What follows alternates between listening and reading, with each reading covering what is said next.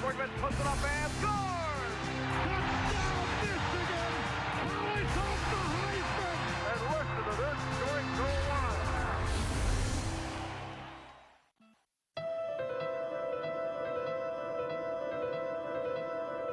The banners in Champaign tell the story. Legendary teams. Unforgettable moments.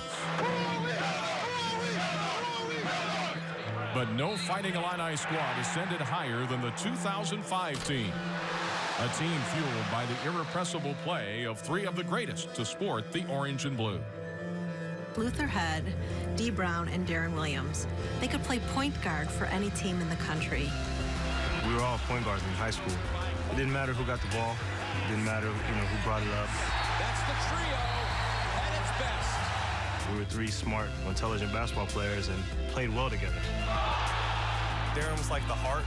He was the face. He took a lot of the pressure. And Luther, sometimes you'd have to ask him to repeat because, he was so soft-spoken. But when he got on the court, his game spoke volumes.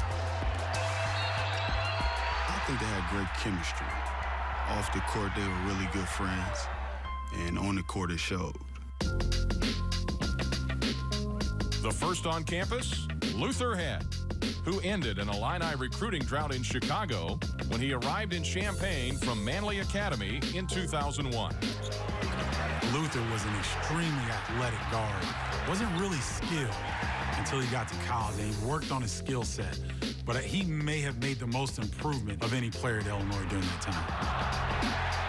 Luther was kind of a team guy. Didn't really need the limelight. Just kind of flowed into what, Dee and Darren did. He was our go-to guy. We had Dee and we had Darren, but when we needed a big basket, we ran the play for Luther. Mr. Basketball in the state of Illinois in 2002, and a McDonald's All-American. Proviso East Daniel D. Brown came to Champaign dripping with hype. And the player known as the one-man fast break didn't disappoint. When you win something, it should humble you. I won that, wow, okay, be excited and move on. You want more now. When I got to Illinois, it was work. D was great right out of the gate.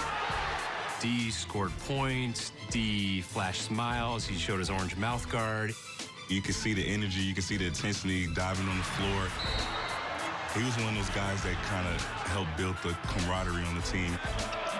He makes me better as a player. He makes the whole team better. He's an on-the-court and off-the-court leader. Everybody loved D. And I don't think there's ever been a more popular single player that I'm aware of at Illinois.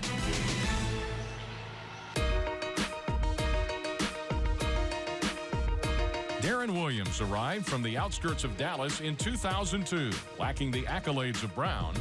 But by the end of his Illinois career, he had parlayed his talents into becoming the third overall pick of the 2005 NBA draft.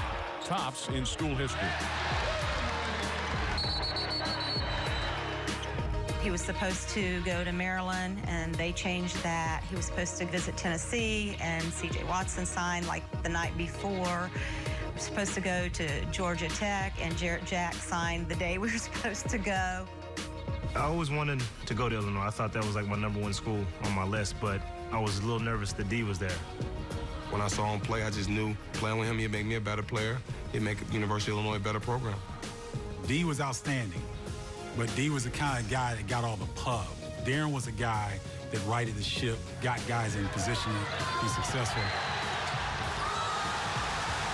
Was really the engine that made that team go. He was a true competitor. He brought it every day. He always wanted to win. If he didn't win, he was the maddest person on the universe.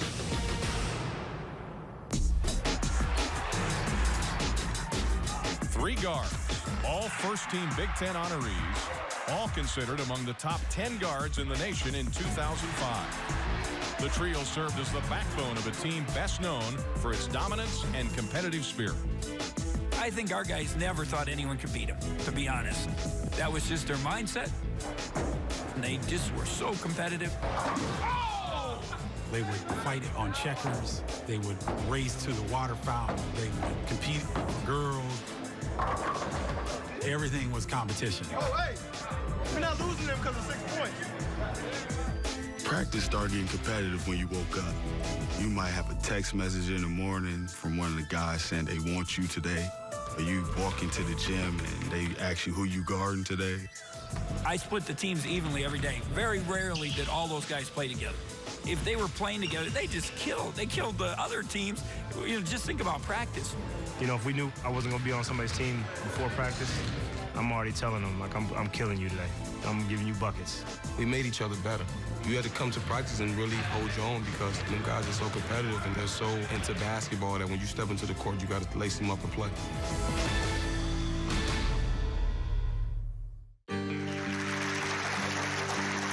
I just touched that and it already feels very hot.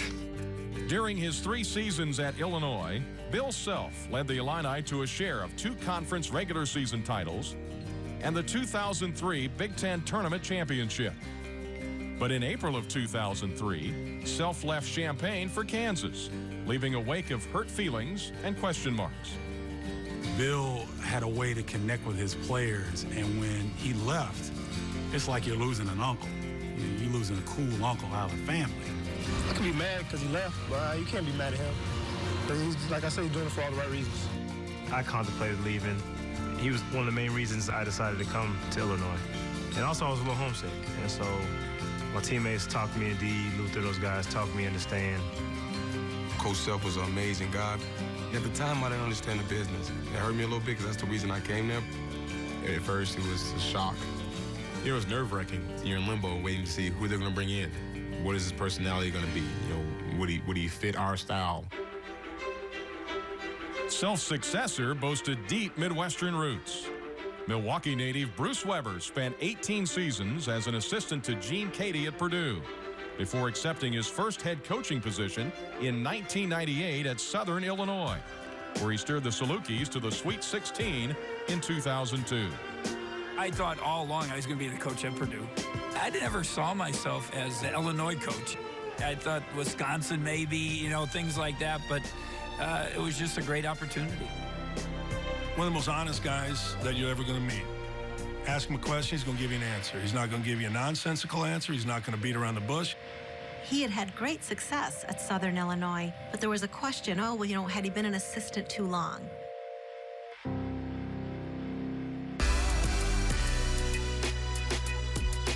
Weber's arrival signaled the start of an adjustment period for the Illini, as players struggled to adapt to their new coach's tactics and personality.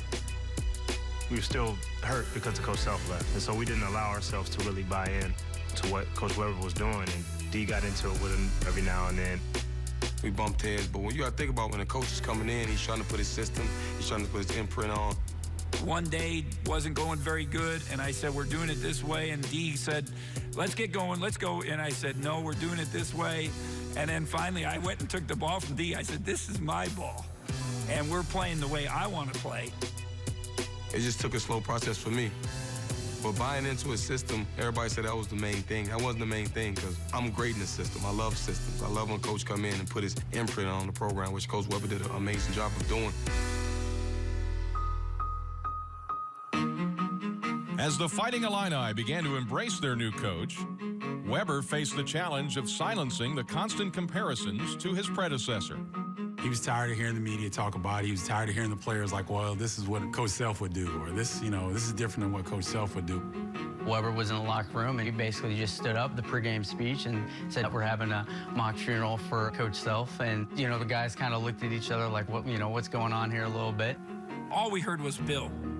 And I just said, you know, I wore a black suit today, and this is the end of the Bill Self era. You know, we're moving forward. You know, it's behind us. I knew it was kind of like everything in the past is gone, is done. Now we're going to be a new team, a new vision, new goals, and I felt like that helped us refocus.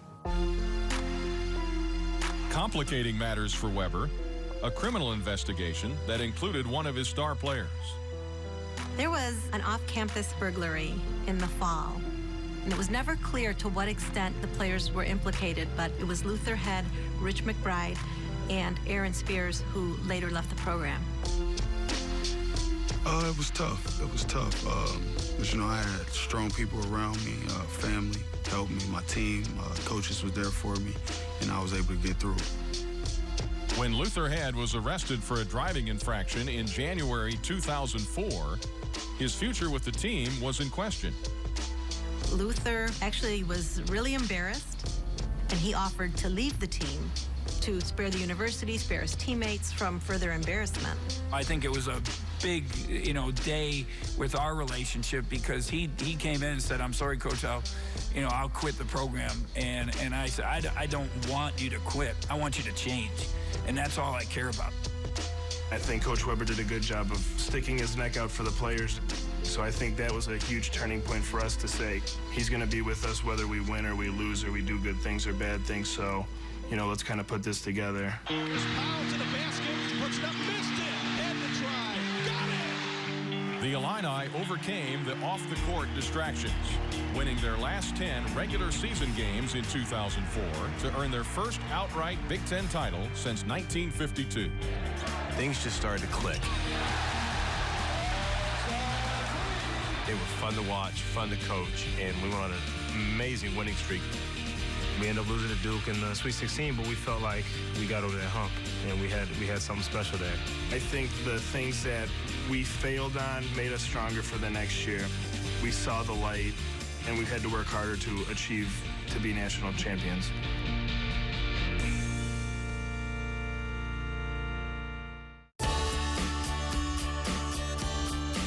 That year, we celebrated our 100th year of Illinois basketball. We invited every player back. For everybody to be under one roof, it was just amazing. It was a humbling experience, and it was just great to actually meet some of those guys. For me, as a member of the basketball team here in 1950, and knowing everybody that played from 1943 on, I'm teary-eyed.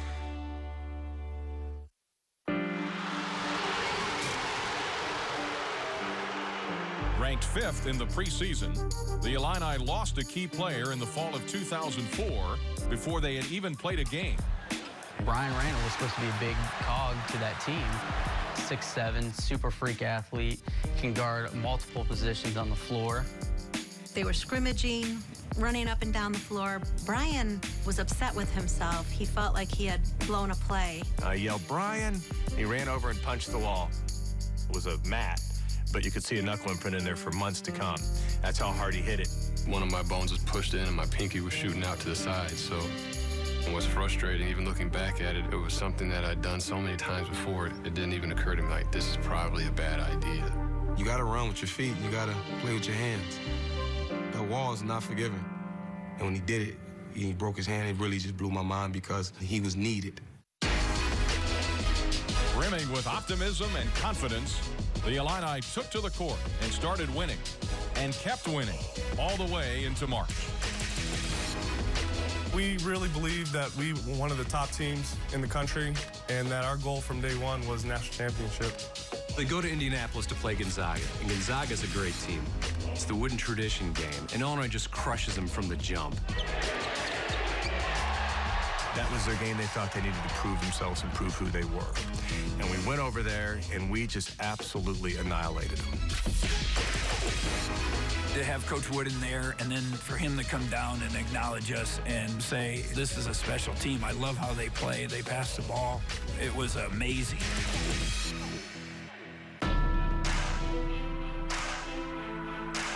Next after Gonzaga, Chris Paul and the top-ranked Demon Deacons of Wake Forest. And a chance for Illinois' first #1 ranking since the 1989 Flying Illini.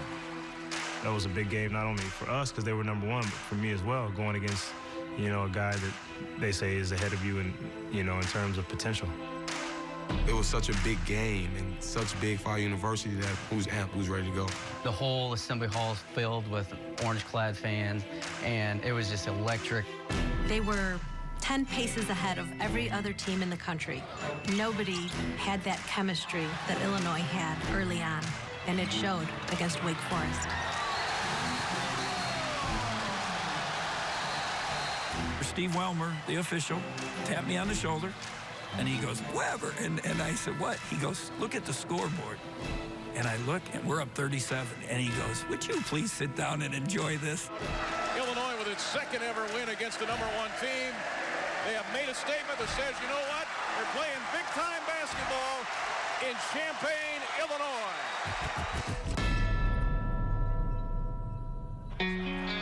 Victories over Arkansas and Georgetown were followed by takedowns of Oregon and Missouri. A New Year's Eve triumph over number 22 Cincinnati left Illinois with a spotless 14-0 record as the calendar turned to 2005. The Cincinnati game, we had beaten them the year before in the tournament pretty handily. They were looking forward to it, and it was a very, very physical game, rough game. That was where our defense really shined. Then you start getting into the Big Ten season, 18, 19-0, going in, and you start becoming the lead story on SportsCenter, and everything changes. And I think that was a sharpening point for our team.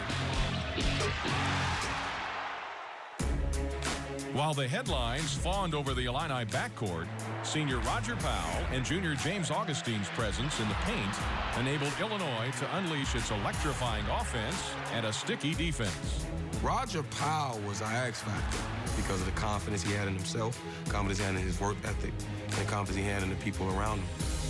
I was really stunned when I went to campus. I said to Roger Powell, "What'd you do this summer?"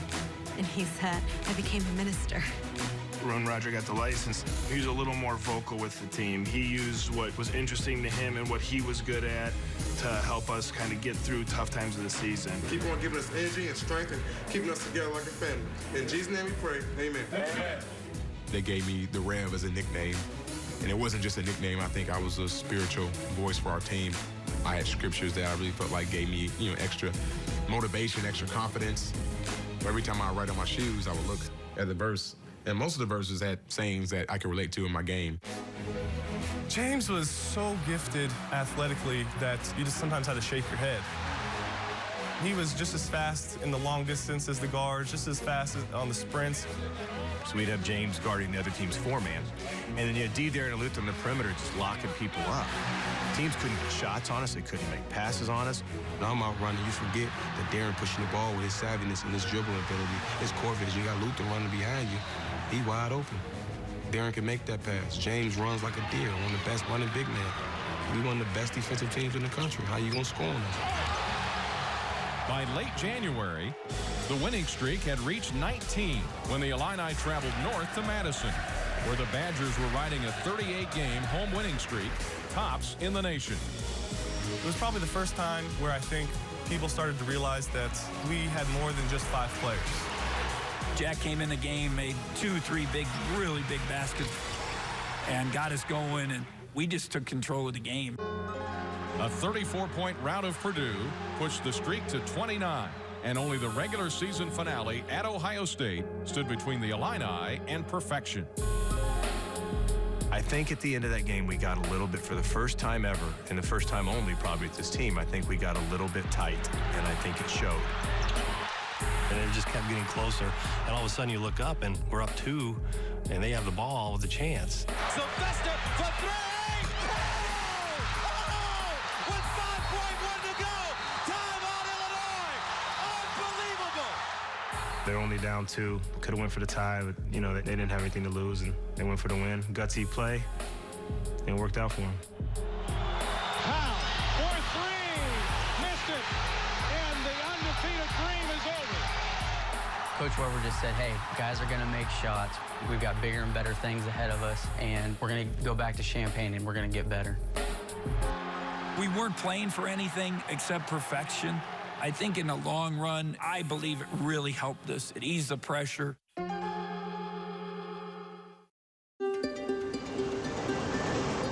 For the 2005 Illini, the Big Ten tournament became less about basketball and more about family, as tragedy struck the morning of their first game at the United Center. When we got to the game, I had one of the people pull me aside, actually, and say, hey, Bruce's mom just got rushed to the hospital. What should we do? She had told her family that she wanted Bruce to coach. Don't tell him that I'm not feeling well. I don't want him to miss the game. Weber coached the Illini to a quarterfinal victory over Northwestern before receiving the devastating news. We find out that Bruce's mother, Dawn, had suffered a ruptured aorta and had to go across the street to Rush Medical. You got all that pressure on you. It just kind of plows into you out of left field. You never envisioned that. I still remember my last conversation. It was either Tuesday or Wednesday night before the Big Ten tournament, and she just said, this has been like a fairy tale. Everywhere I turn, you're on TV. I will always remember that conversation with her. That was my last one with her, and I never got to, you had a chance to say goodbye. We learn around 6 p.m. the day of the quarterfinal, his mom has passed away. You wonder what's going to happen. Does he coach? Does he hand over ownership of the team to somebody else? The emotion in that night at our meeting was very difficult. The game against Minnesota was the least of our concerns. Was Bruce going to coach? Was he not going to coach? That's what we were wondering. Do you coach? Do you not? My brothers, everybody, this is what Mom and Dad dreamed for us to be part of this. I just went through it and coached. I can't imagine how he mustered up the courage and the strength and how he was able to sacrifice. He loves basketball. Like I said, he just showed how strong he was. It meant a lot for us. I think he was on no sleep, and your emotions just ping-ponging everywhere. In the bowels of the United Center, getting ready to head out on the floor. And like 15 minutes before the game, and 5 cops are coming to surround him to give him the escort. And he kind of just looks around and goes, God, am I sick? The one thing I'll never forget is before the Minnesota game, we all got the patches on, and everybody had the black on and the ribbons. It was a very touching night. That day they gave her a moment of silence. It was a nice way to kind of help us get our thoughts focused on the right things at the right time. Bruce chose the coach, and the emotion that he displayed on the sideline and the way that the team was able to kind of embrace him and kind of use that as a rallying cry was magnificent. It's so cliche to say that, we were going out there to play for him, but we just took playing into our own hands. We thought that if he could, have 2 hours of his life, to just relax, that we could go out there, have fun, play basketball, and, he can get back to his own life and not have to worry about us. We get into the championship game. James Augustine had an incredible 3 days. Here you have 3 All-Americans on that team, yet James is named the player of the tournament, rightfully so. It was Wisconsin, in Chicago. You just go out there and play. Emotions take over. You just go into auto drive and you just play as hard as you can. The Illini, a school record 32-1. Regular season champs, Big Ten tournament champs, on to the NCAA tournament. Winning is everything for me. Cutting down nets. That's one of them feelings I can't explain to nobody. That's why I got into this game. But for us to win the Big Ten, it's just a great feeling because you're the champion.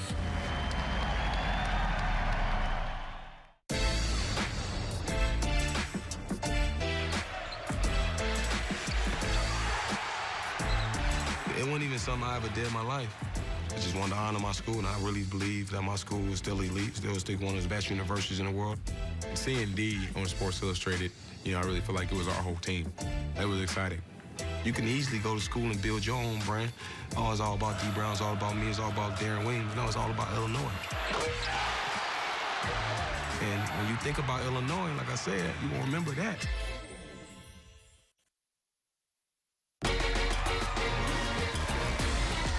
With a 32-1 record, the Illini earned the overall #1 seed in the NCAA tournament. And with it, a dream itinerary to the Final Four. You see the path. You see Indy, and then you see if you win that, you go to Chicago. And if you win that, you're in St. Louis, knowing those are all bus rides and car rides for our fans. In the first round in Indianapolis, the Illini led 16th-seeded Fairleigh Dickinson by just 1 at the half, before breaking the game open and advancing to face Big Nick Fazekas and Nevada in the second round. I challenged James. Everybody says Fazekas is better than you. And he went out there, and I think he took it real personal. D made a lot of passes. I made a lot of slip cuts. I think I hit maybe 1 or 2 jump shots. Got a steal for a dunk. Things were just kind of going my way.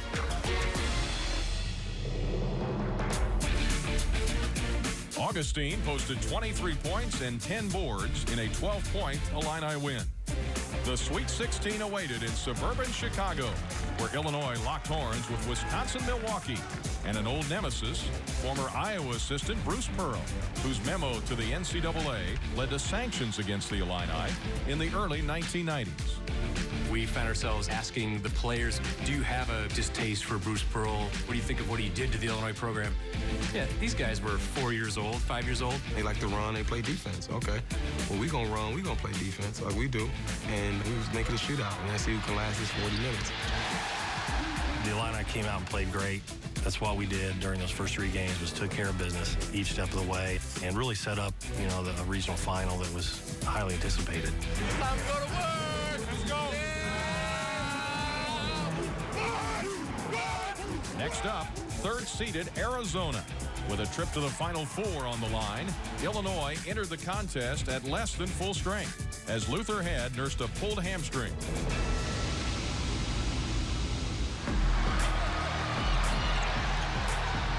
If it had been a regular season game instead of a game to go to the Final Four, I think they sit Luther Head. I think his leg is to the point that it's better to save him for another day. We were in the spotlight a lot of the year, but I think this is the time where we had to show what we were really made out of.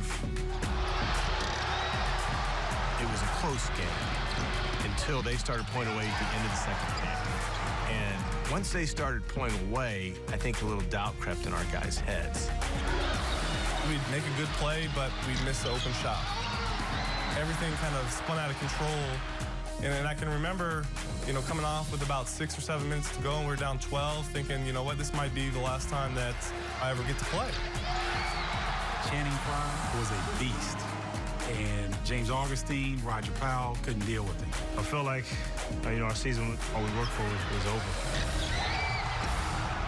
We weren't going to get a chance to go to the Final Four like we hoped. With just over 4 minutes remaining, a season with championship dreams appeared lost. Arizona closed out a 13-2 run to take a 75-60 lead.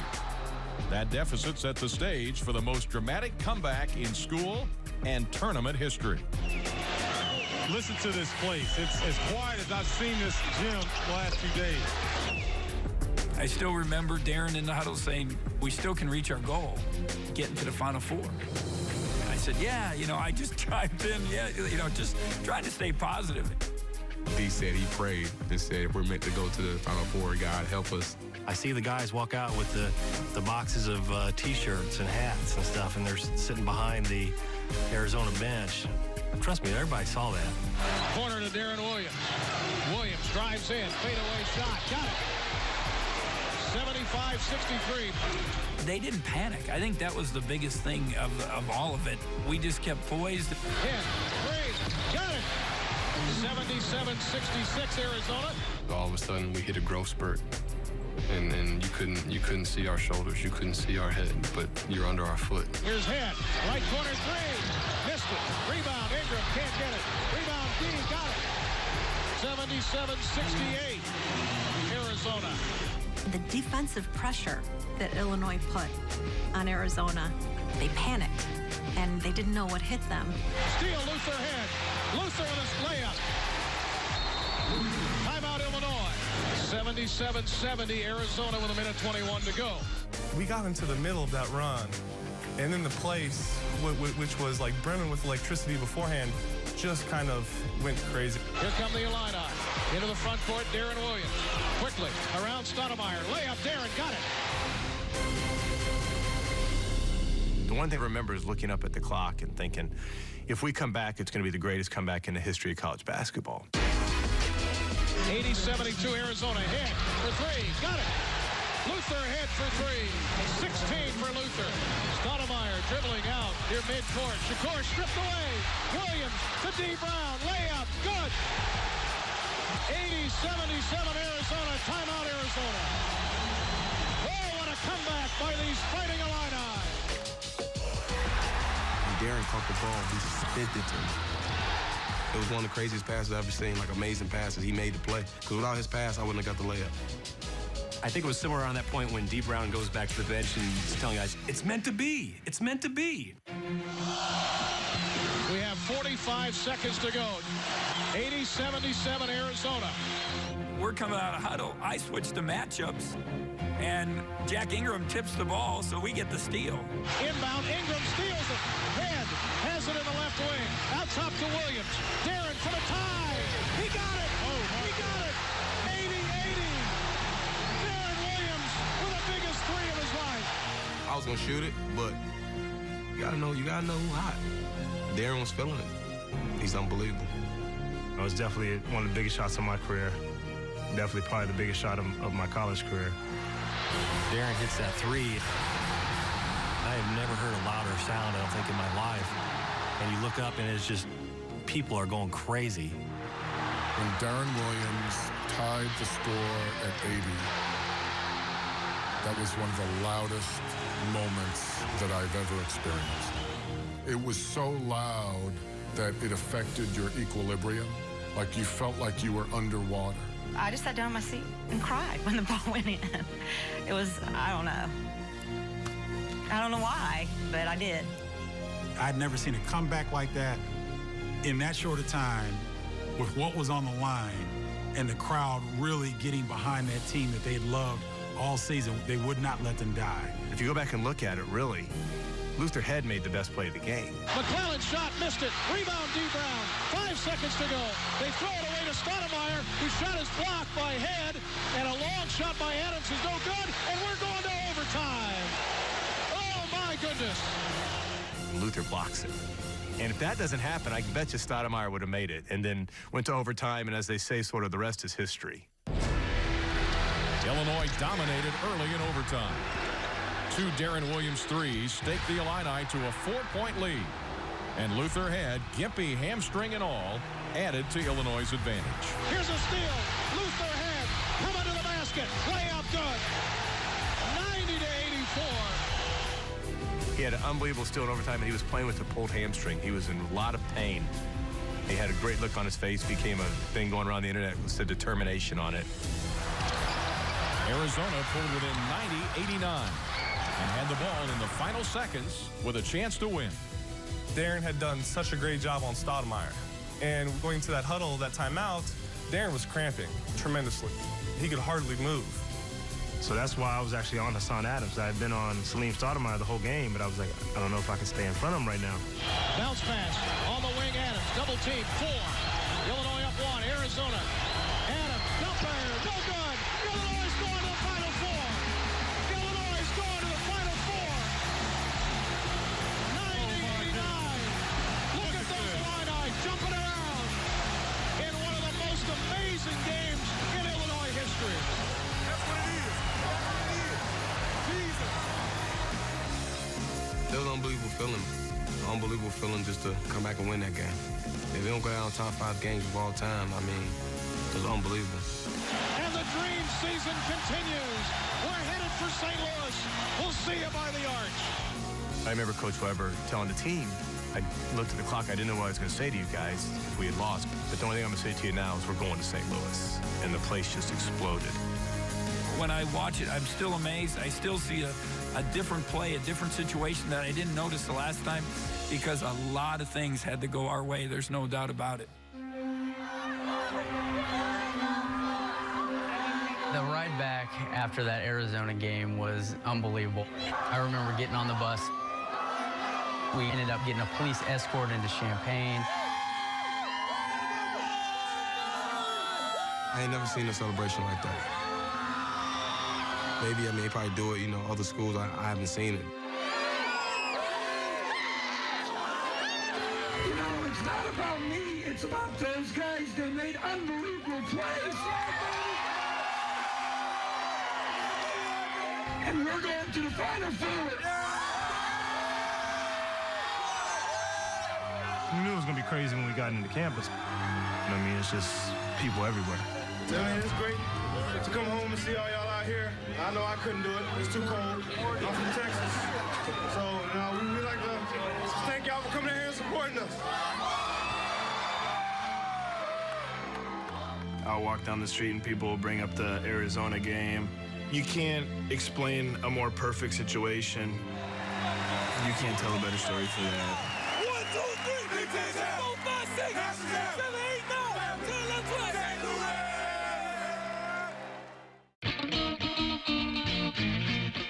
Murray became a super fan. He came out of nowhere, it seemed, and he was very proud to wear orange. Look at Bill Murray. He's having a ball. He came into the locker room. Funny guy. I mean, everybody saw Ghostbusters. Everybody know who this guy is, but the Illinois fans, seriously, you can see it in his heart and in his eyes that he really cared about our team and liked us.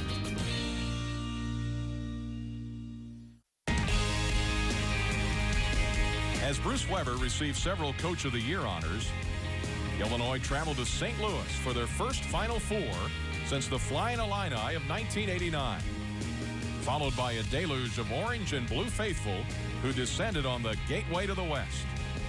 On the Friday, it's an open practice to the fans. We walk out, and there's 30,000 fans in the stands, and they're almost all wearing orange. Being on that court with that logo in the middle, practicing on that floor with the fans there, it was once in a lifetime. Dream come true. The Fighting Illini's semifinal opponent, Louisville, a game whose defining moment came from an unexpected source. I saw it come off the rim. I just jumped. And I knew that I was hanging on the rim, and Louisville guys were under me. And I was just like, did I just seriously do this in the Final Four? Roger Powell just came out with the attitude that he was going to win it for. He got going. We was just in the huddle like, Raj, keep going. Roger Powell there. Louisville had a good team, but they shut down Francisco Garcia. Darren, and Luther all took turns shutting him down. That may have been their best defensive game of the year. And for the first time in Illinois history, they will advance to the championship game.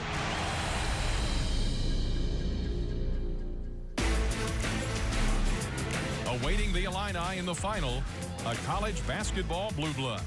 The 32-4 North Carolina Tar Heels, who were in search of their 4th national title in 8 championship game appearances. I was excited because, I wanted to beat Carolina, a school I wanted to go to, and didn't really recruit me. Carolina was so good, their 6th man was a lottery pick.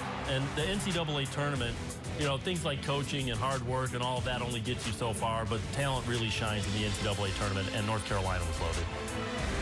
The first 30 minutes was a big struggle for us. They came out, and North Carolina, give them credit, they played one of the best games I think they played all year. That was Sean May's big moment. That's what made him the 13th pick in the NBA draft, was that championship game, and Illinois couldn't contend with it. The Tar Heels raced to a 40-27 halftime lead. And the situation worsened for Illinois when James Augustine was whistled for his 4th personal foul just over 1 minute into the second half. It was really disheartening because he had been playing so well throughout the tournament.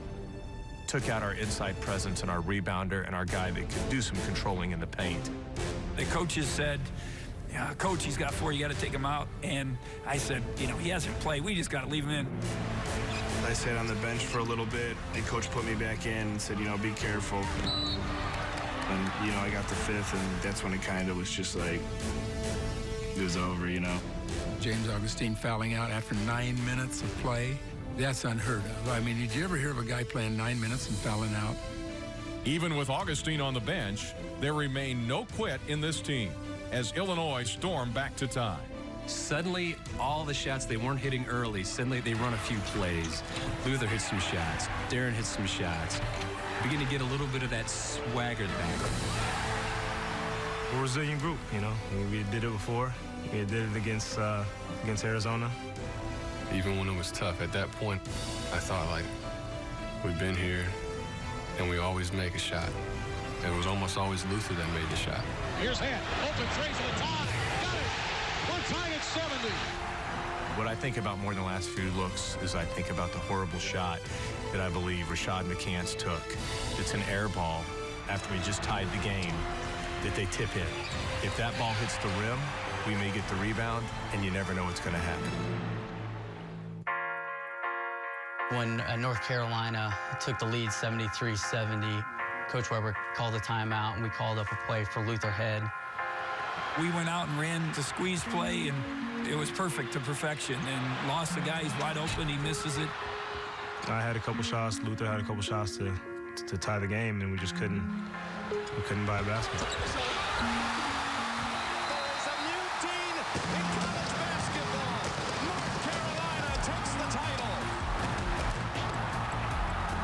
at the end of the game and the confetti went off. And, they were celebrating like how bad it hurt, because I really wanted to win that for our fans. And we got to the locker room. Obviously, everybody's disappointed, but Luther in particular just kept saying, I'm sorry. I'm sorry. And nobody in the locker room could say anything. But like, man, what are you talking about? We love you, man. Thank you. You always wish it could have been those guys, and I thought we deserved it, but there's a lot of good teams that don't win it. I always say we're 2 possessions away from perfection. Obviously, a stop at Ohio State, and then Darren Luther making a shot, in against North Carolina, and we could have had perfection. I couldn't have been prouder of a group of guys that delivered something that was so magical to this institution. And in my heart, I still believe they're the best basketball team. We didn't get it done that night. I don't even really got no memories from that game. Just besides, it's my biggest memory because I went to the national championship game. But as far as remembering and what's this, what's that, I don't even break the game down because I wanted it so bad. And to lose a national championship game is one of the worst feelings I ever went through in my life.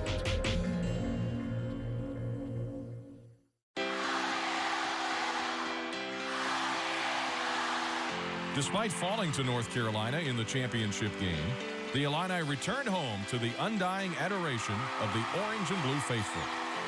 We left here last week. We said we wanted to bring a banner back. We didn't bring the one we wanted, but we brought back a team that plays with so much heart. We knew that win, lose, whatever, this team deserved to have something. And we had estimated about 25,000 fans show up. I just want to thank everybody. The fans mean so much to us. Y'all have done so much for us. Even though you've lost and you think you could have done better, the whole football stadium is full of fans, cheering for you. I just love the support and I love the Champaign. I love Illinois. I love everyone that goes here. But I'll never forget what the Chancellor, Herman, said. This coach, this team, might wrongly believe they had let us down. You didn't let us down. You lifted us up. They had a hero's welcome. And you know what? Given the accomplishments, they deserved it. They were so close.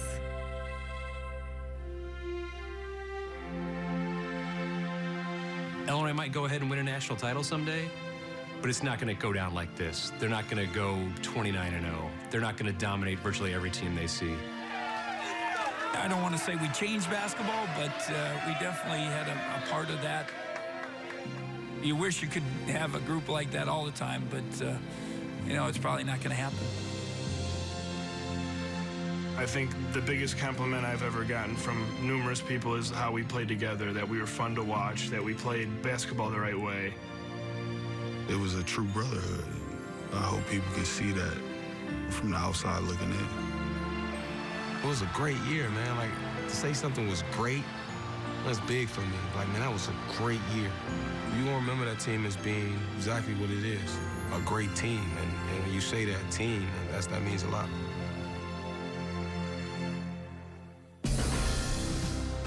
We were playing Northwestern, and it just kind of exemplified the way we played, and that hockey pass, one to the next to the next. No one's dribbling it. It's a cross-court pass back out. It's a pass to the other side. That was D. Brown going side to side 4 times on the possession. And finally, it ends with James Augustine getting it on the block and then fires it to D for an open 3. D for 3. Got it. I remember D goes, "That was the best ball movement I ever saw in my life."